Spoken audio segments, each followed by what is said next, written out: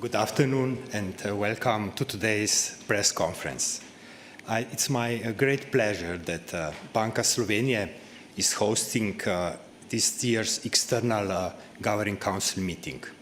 Slovenia is a member state with the highest support of the euro, and having President Lagarde, Vice President, and my dear colleagues, governors here in Ljubljana, to discuss monetary policy and to adopt the decision will further strengthen this trust and support to the euro project. And this is exactly the idea which is behind us organizing our main policy meeting outside Frankfurt once per year. Thank you very much, Governor. Next to me is President Lagarde. and at the end, Vice President de Guindos. My name is Wolfgang Preußel.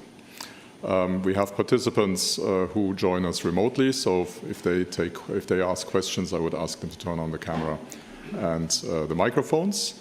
And with that, I give the floor to you, President Lagarde. Thank you so much. And I would preface my usual monetary policy statement address by a great thank you and the expression of our collective gratitude to you, Boštjan, to all the staff of the Central Bank of Slovenia, and to all the Slovenian authorities and the Slovenian people.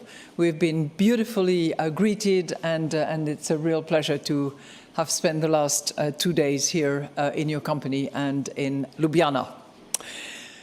With that, good afternoon to all of you. The Vice President and I welcome you to our press conference. Again, thank you, Boštjan, Governor Valle, for your kind of hospitality, and thank you for your welcome, and we express all our gratitude to your staff, some of whom are present in this room, actually. The Governing Council today decided to lower the 3 key ECB interest rates by 25 basis points. In particular, the decision to lower the deposit facility rate, the rate through which we steer the monetary policy stance, is based on our updated state assessment of the inflation outlook, the dynamics of underlying inflation, and the strength of monetary policy transmission. The incoming information on inflation shows that the disinflationary process is well on track. The inflation outlook is also affected by recent downside surprises in indicators of economic activity. Meanwhile, financing conditions remain restrictive. Inflation is expected to rise in the coming months before declining to target in the course of next year. Domestic inflation remains high, as wages are still rising at an elevated pace. At the same time, labour cost pressures are set to continue easing gradually, with profit partially buffering their impact on inflation. We are determined to ensure that inflation returns to our 2% medium-term target in a timely manner. We will keep policy rates sufficiently restrictive for as long as necessary to achieve this aim. We will continue to follow a data-dependent and meeting-by-meeting approach to determining the appropriate level and duration of restriction. In particular, our interest rate decisions will be based on our assessment of the inflation outlook in light of the incoming economic and financial data, the dynamics of underlying inflation, and the strength of monetary policy transmission. We are not pre-committing to a particular rate path. The decisions taken today are set out in a press release available on our website. And I will now outline in more detail how we see the economy and inflation developing, and will then explain our assessment of financial and monetary conditions. Looking at the economic activity, the incoming information suggests that economic activity has been somewhat weaker than expected. While industrial production has been particularly volatile over the summer months, surveys indicate that manufacturing has continued to contract. For services, surveys show an uptick in August, likely supported by a strong summer tourism season, but the latest data point to more sluggish growth. Businesses are expanding their investment only slowly, while housing investment continues to fall. Exports have weakened, especially for goods. Although incomes rose in the second quarter, households consumed less, contrary to expectations. The saving rate stood at 15.7% in the second quarter, well above the pre-pandemic average of 12.9%. At the same time, recent survey evidence points to a gradual recovery in household spending. The labour market remains resilient. The unemployment rate stayed at its historical low of 6.4% in August. However, surveys point to slowing employment growth and a further moderation in the demand for labour. We expect the economy to strengthen over time as rising real incomes allow households to consume more. The gradually fading effects of restrictive monetary policy should support consumption and investment. Exports should contribute to the recovery as global demand rises. Fiscal and structural policies should be aimed at making the economy more productive, competitive and resilient. That would help to raise potential growth and reduce price pressure in the medium term.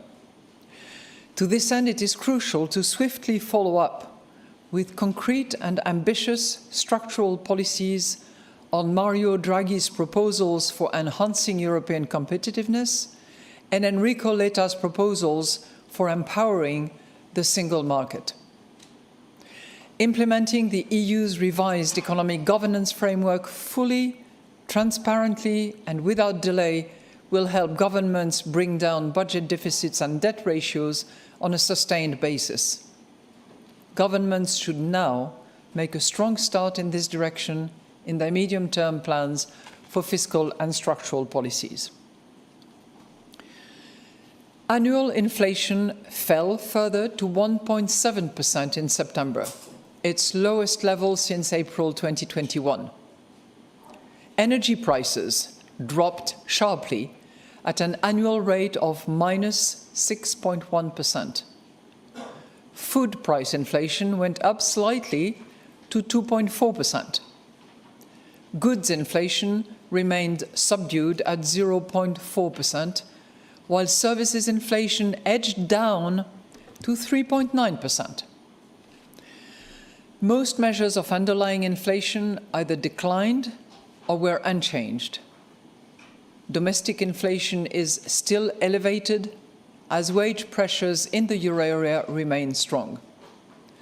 Negotiated wage growth will remain high and volatile for the rest of the year, given the significant role of one-off payments and the staggered nature of wage adjustments. Inflation is expected to rise in the coming months, partly because previous sharp falls in energy prices will drop out of the annual rates. Inflation should then decline to target in the course of next year. The disinflation process should be supported by easing labour cost pressures and the past monetary policy tightening gradually feeding through to consumer prices. Most measures of longer-term inflation expectations stand at around 2%. Turning now to our risk assessment. The risks to economic growth remain tilted to the downside. Lower confidence could prevent consumption and investment from recovering as fast as expected. This could be amplified by sources of geopolitical risk, such as Russia's unjustified war against Ukraine and the tragic conflict in the Middle East, which could also disrupt energy supplies and global trade. Lower demand for euro area exports due, for instance, to a weaker world economy or an escalation in trade tensions between major economies would further weigh on euro area growth. Growth could also be lower if the lagged effects of monetary policy tightening turn out stronger than expected. Growth could be higher if the world economy grows more strongly than expected, or if easier financing conditions and declining inflation lead to a faster rebound in consumption and investment. Inflation could turn out higher than anticipated if wages or profits increase by more than expected. Upside risks to inflation also stem from the heightened geopolitical tensions, which could push up energy prices and freight costs higher in the near term and disrupt global trade. Moreover, extreme weather events and the unfolding climate crisis more broadly could drive up food prices. By contrast, inflation may surprise on the downside if low confidence and concerns about geopolitical events prevent consumption and investment from recovering as fast as expected, monetary policy dampens demand more than expected, or if the economic environment in the rest of the world worsens unexpectedly. So looking at the financial and monetary conditions, shorter-term market interest rates have declined since our September meeting, owing mainly to weaker news on the euro area economy and the further fall in inflation. While financing conditions remain restrictive, the average interest rates on new loans to firms and on new mortgages were down slightly in August, to 5% and 3.7% respectively. Credit standards for business loans were unchanged in the third quarter, as reported in our latest bank lending survey, after more than 2 years of progressive tightening. Moreover, demand for loans by firms rose for the first time in 2 years. Overall, lending to firms continues to be subdued, growing at an annual rate of 0.8% in August. Credit standards for mortgages eased for the third quarter in a row, owing especially to greater competition among banks.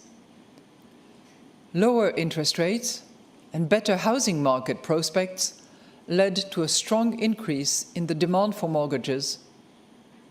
In line with this, mortgage lending picked up slightly, growing at an annual rate of 0.6%.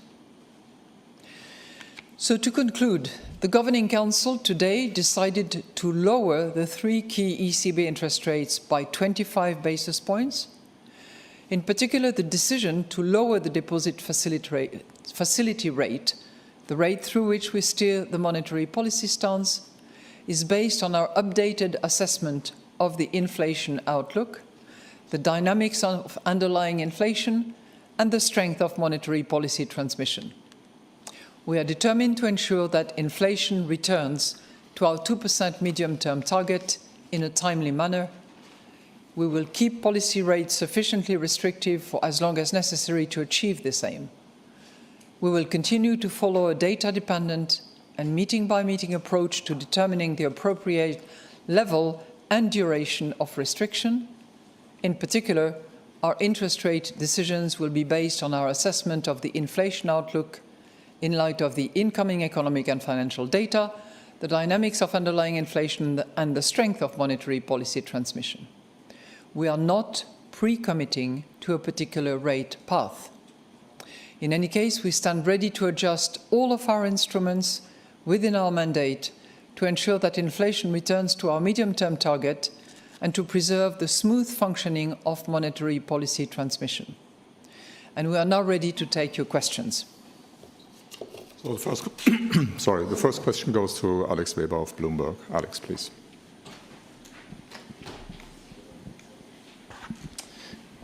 Good afternoon. Thanks for taking my question. My first one would be on the next steps. So it sounds like you expect to reach a 2% target maybe sooner than predicted in September.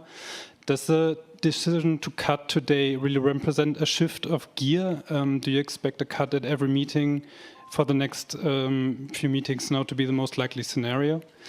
And the second question would be on the US election. So you mentioned trade tensions as a risk, but can you elaborate how you think a return of Donald Trump to the White House and his plan to impose tariffs would alter the outlook for growth and inflation in the euro area?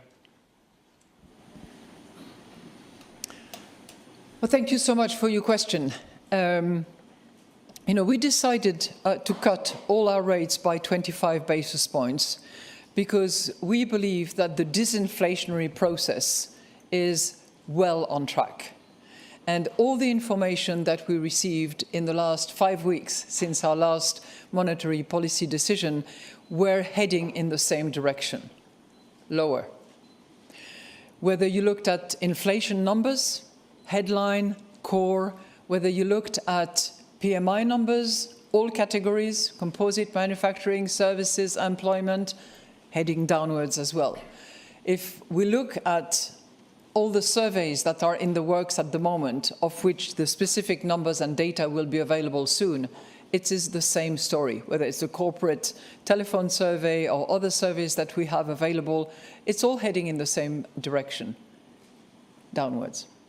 And that really confirmed for us the confidence that we have that the disinflationary process is well on track. That is what has caused us to make the decision to cut our 3 rates by 25 basis points.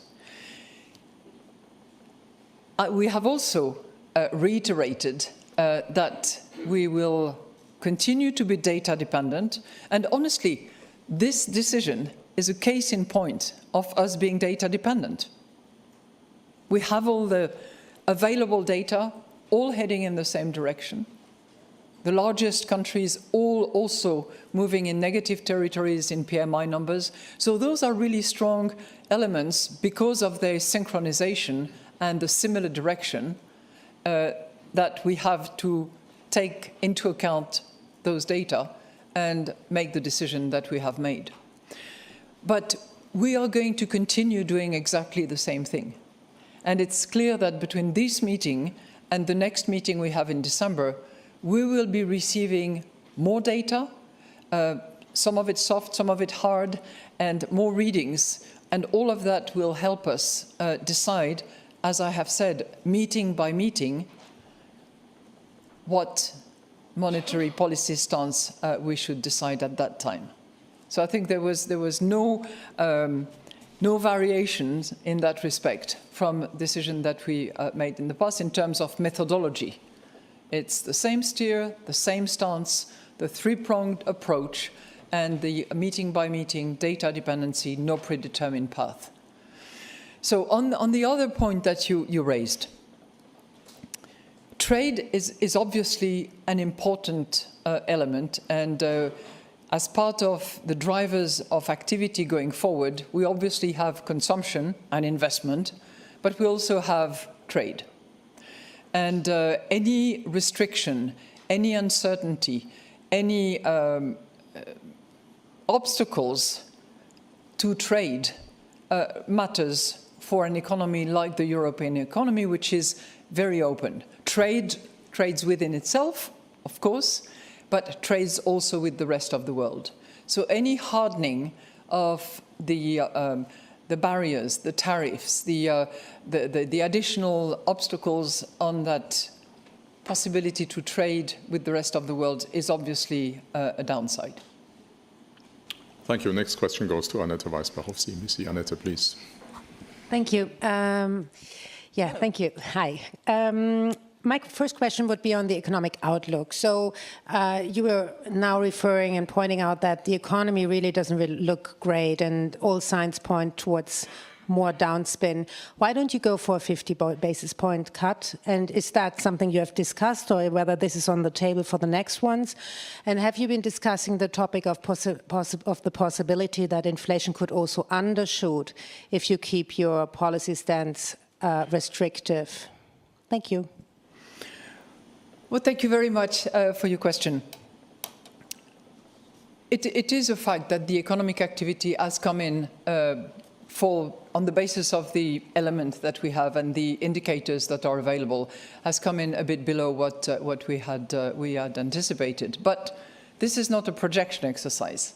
We are in between 2 projection exercises, and clearly December will be another opportunity for us to, run all the data, all the information through our model, and to apply the 3-prong approach to our stance. What was on the table and what was debated and proposed by our chief economist, Philip Lane, was a 25 basis points cut. End of the story.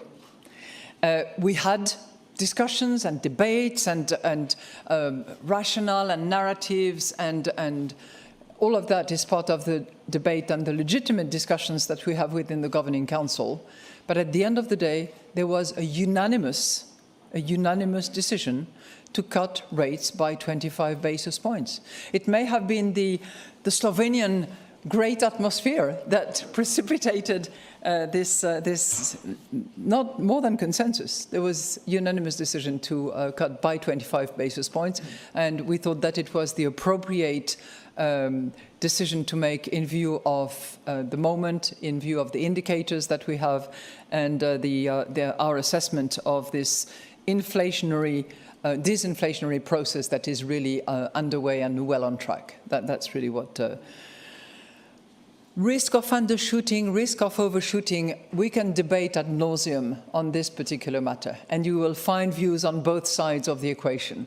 I think, what is clear to all is that we still have risks on both sides of our forecast, upside and downside, probably a bit more on one than the other, probably more downside risk than upside risk, but I'm talking here about our forecast for inflation, and that's what we are looking at. And the next question goes to Aude Kersulek of BFM Business. Aude, please. Bonjour. Merci. Thank you for taking my questions. Inflation is expected to reach a target in the course of next year instead of at the end. Will we reach neutral rate earlier than before? How will you recalibrate monetary policy on cuts to come? And second question, is German economy the main reason for the shift since September, when the today's cut was unlikely, or at least is it a good reason?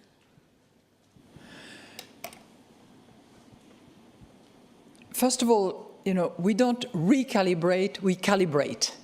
And this is really the process through which we go. As laborious as it is, we believe in our three-pronged approach. I won't bore you with the repetition of it all, but it's inflation outlook, underlying inflation and transmission. And we calibrate our monetary policy on the basis of all the data that is available and applying that three-pronged approach. Now, it's obvious that the state of the economy and the activity has a bearing on inflation. And to that extent, of course, we take that into account in order to assess inflation and its return in a timely manner to our target. But that's the extent of our consideration, the bearing of activity on inflation, because our job is price stability and our mission is to return inflation back to 2% target in the medium term. Turning to our online participants, the next question goes to Olaf Storbeck of the Financial Times. Olaf, please.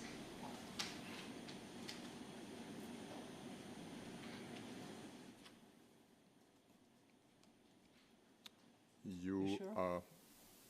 Yes, please go ahead. You are unmuted now. I'm sorry, we can't hear you. You seem to be talking, but there's no voice here. We let you sort that out, and then I would go to Jean-Philippe Lacour of AFP. Jean-Philippe, please. Hello, hello. Can you hear me? Yep. Very good. We can't see you, but we can hear you. You can hear me? Yeah, and now we can see you as well. Okay, very good. Thank you very much. Good afternoon, Madame la Présidente. I have two questions. So you said earlier we will have more data in December, not much more, but more data. And if they all point in the same direction as you outlined earlier as well, so you will just have opened the door widely for a new rate cut in December, if I interpret you well. And the second question, you mentioned the tensions in the Middle East that could feed inflation through the energy prices. What about domestic stimulus in China, which is huge and could also revive pressures on energy prices through domestic demand and then feed the inflation? Is it something that you will combine with those Middle East tensions, look very carefully at in the next months? Well, thank you very much for your two questions. it is a fact that at each projection exercise, we receive more data, and in particular, more updated projections, of course. And typically, given that between now and the December meeting, there will be more than 6 weeks, we will also receive more data. And as I said, I did not open the door to anything. I repeated that at each and every meeting, we will look at the data, hence we will be data dependent, not data point dependent, nor anything else, data dependent, all of it. We will determine what is the best rate, what is the best speed, how far, how deep we have to go in order to return inflation to its 2% medium-term target. This is what we will do in December, and I would not, give any other commitment, nor make any other statement in that respect. As I said in the monetary policy statement that I read earlier on, we are not pre-committing. And again, I think that the decision that we're making today is a perfect example of how we can be data dependent. You refer to two areas of big concern, one coupled with obviously a major conflict and a horrifying one that is taking place in the Middle East. We, of course, are concerned beyond the humanitarian approach, beyond the conflict aspects. We are looking at the economic consequences. And we are looking in particular at the impact that this conflict could have on trade, because that part of the world is very much open to trade and the passing of ships of all sorts. We are also very attentive to the price of oil that can be impacted. And this oil price is a good segue into your question about China. What will happen in China, what kind of stimulus will be activated with all full details as is expected at some stage, will also be an indication of the demand addressed by China to the oil market and the impact that it will have on on the price of such commodity. So we are looking at all those components and obviously focusing on the economic consequences and the impact that it could have on inflation, and obviously activity to the extent that it impacts on inflation. Thank you. I don't see Olaf Storbeck, but he has perhaps connection problems, so we'll return to him later. Balázs Korani of Reuters. Balázs, the floor is yours, please. Good afternoon, and thank you so much for taking my questions. The first one is about economic growth. President Lagarde, is a soft landing still your main scenario? And am I correct to see that perhaps your attention has shifted slightly from inflation concerns to growth concerns? The second question is about a line in the statement which says the rate is still restrictive. But I'm curious, we thought, restrictive is this unobservable concept because we don't know what the neutral rate is. But perhaps maybe you started having a discussion in the Governing Council on where does restrictive stop? So I'm curious if you have any thoughts about where does restriction end and where does accommodation begin? Well, thank you so much for your two questions. On the issue of economic growth, are we still on a soft landing expectations? The answer is, on the basis of the information that we have, we certainly do not see a recession. So the euro area, on the basis of what we have, is not heading for recession. And we are still looking at that soft landing that you have just mentioned. Now, you asked me whether we are more concerned about growth than we are about inflation. I would say that we are concerned about growth to the extent that it has an impact on inflation. And we have to be particularly attentive to both, but one, because of the impact that it has on inflation, which is our main focus and our key objective, as you know. So, there is, and you pointed to it, that sentence which is sort of the magic language, and I'm sure that you will be very attentive if and when that magic language changes a bit. We still say we will keep policy rates sufficiently restrictive for as long as necessary to achieve this aim, which refers to the previous sentence, which is, we are determined to ensure that inflation returns to our 2% medium-term target in a timely manner. So, there is no question in our mind that we are currently restrictive. Hence that sentence.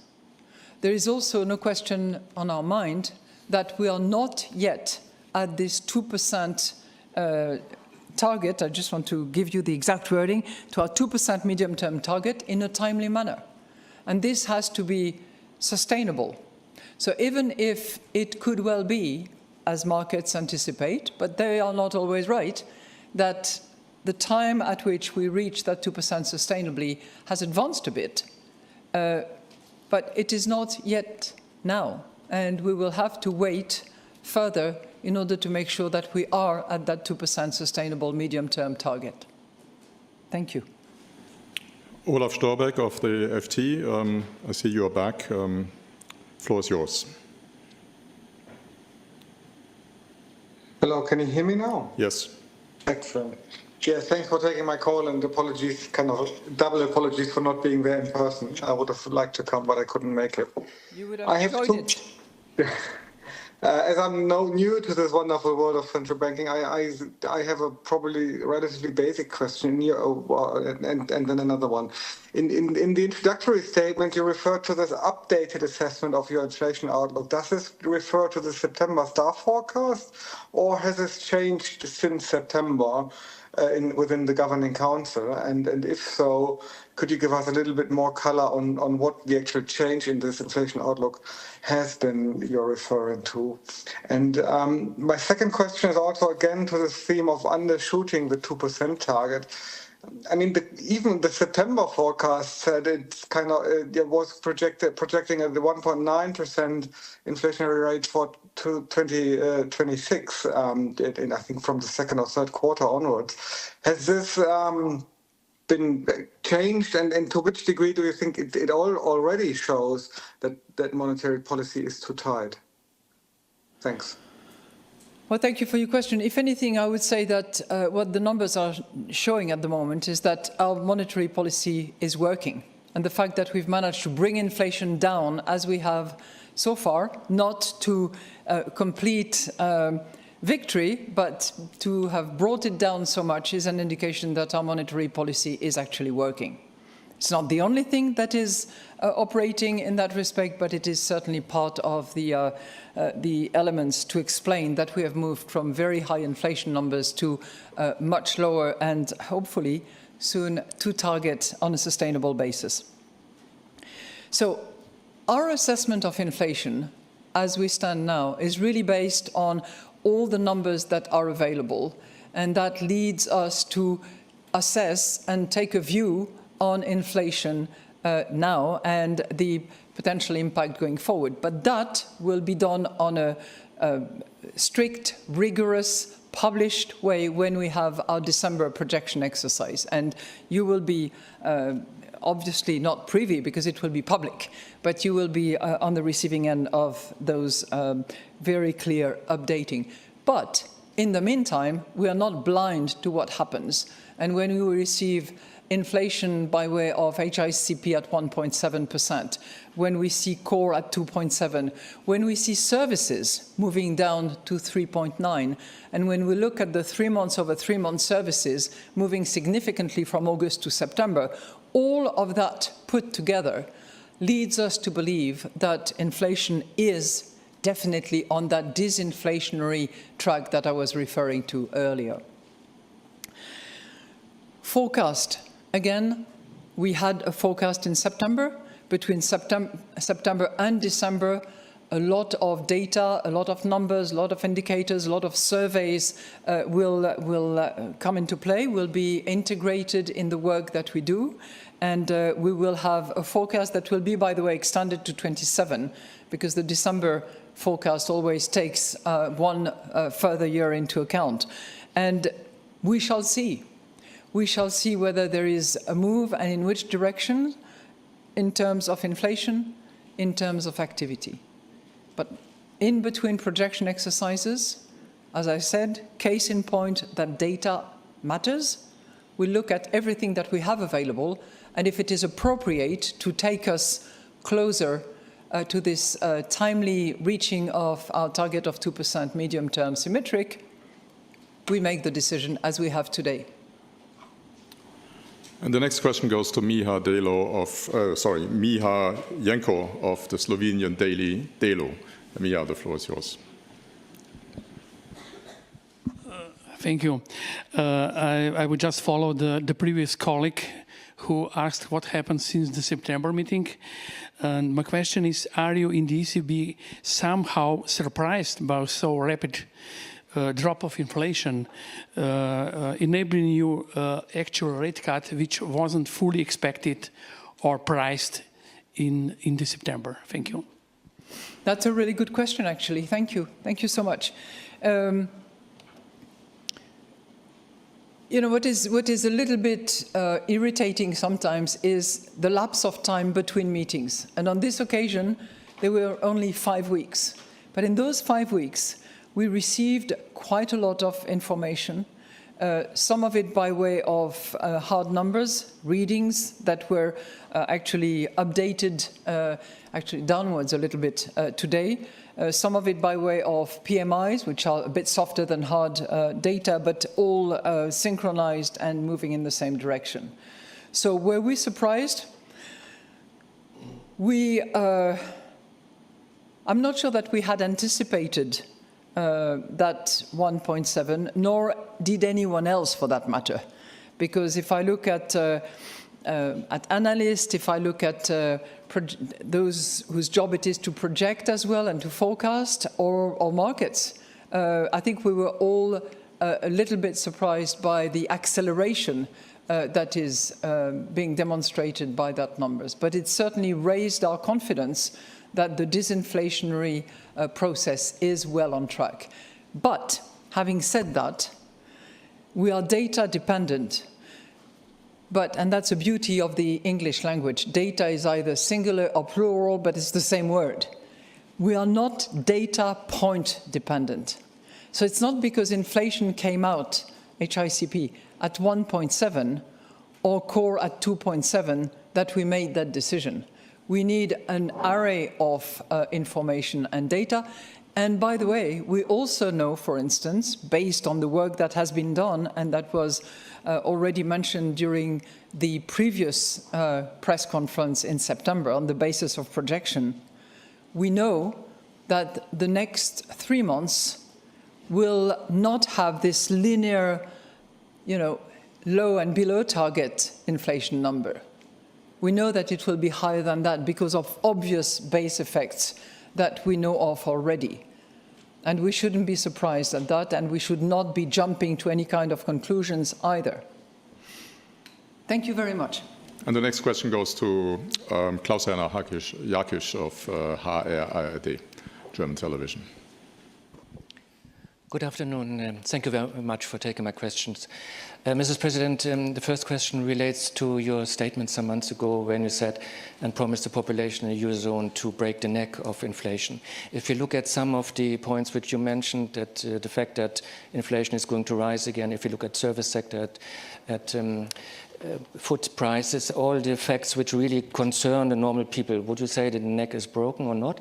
And the second question relates to your interesting speech you held to the Governing Council last night, in which you described the admirable economic development of our host country here. Could you perhaps quickly or briefly summarize again what we actually could learn in other countries from this interesting past here in Slovenia? Thank you. Well, thank you so much, and thank you for bringing Slovenia back to the picture, because there is a lot to be learned from Slovenia. So, have we broken the neck of inflation? Not yet. Are we in the process of breaking that neck? Yes. Now, we know, and I was on the market in Ljubljana a couple of days ago to check on prices, because I come to Ljubljana on a regular basis if I can. Food prices are still growing at 2.4% on average in the euro area. And this this is not the 2% that we want. We are clearly still above target, and it's one area, together with energy prices, to which consumers are highly sensitive, which has a bearing on what they do, whether they consume, whether they save, which matters a lot. So we are extremely attentive. We know that food prices in particular are very sensitive, and we know that we are not at target yet on that front. But are we breaking the neck of it? Yes, I think so. It's not broken completely yet, but we're getting there. On your second question, I think the key messages that I wanted to make yesterday, using the beautiful example of Slovenia, is that in times of uncertainty, you have two options.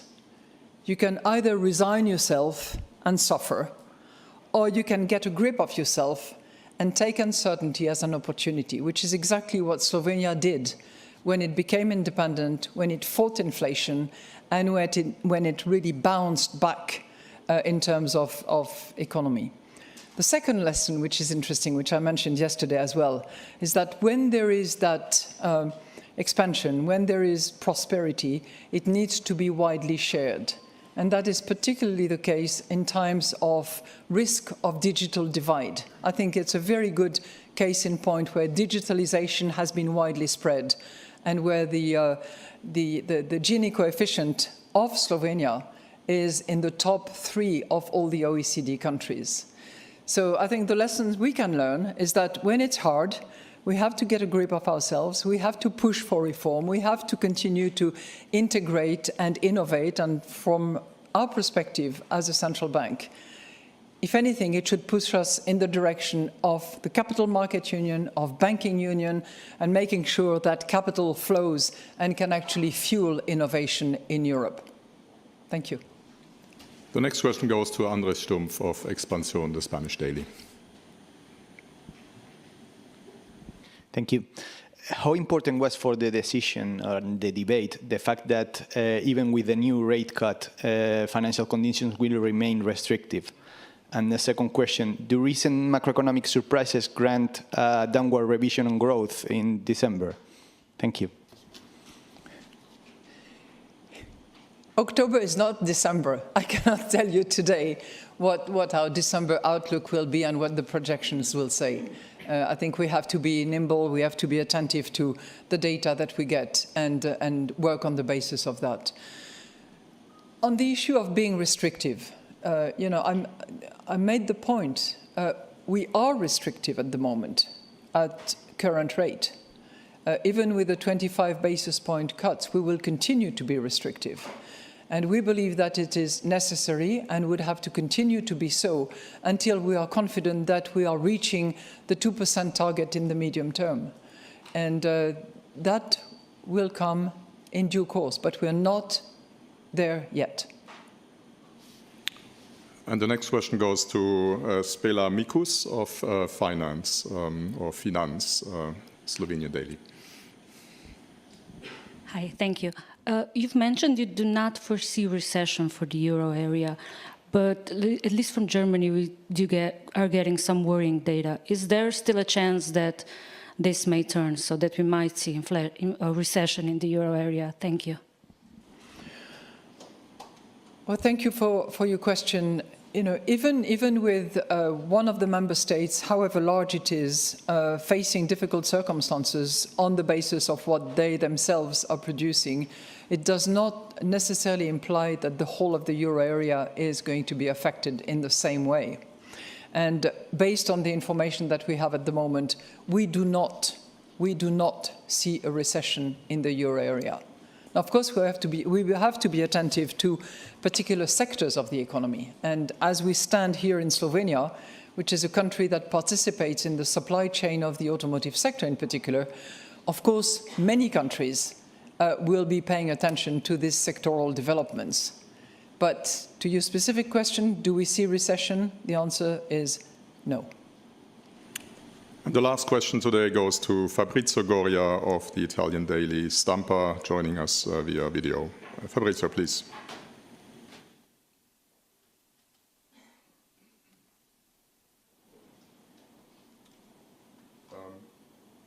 Can you hear me? Yes, yes, very good. That's perfect. President Lagarde, you talk about fiscal consolidation. Government must steadily reduce deficit and debt and public debt. The IMF said the same thing just a few days ago.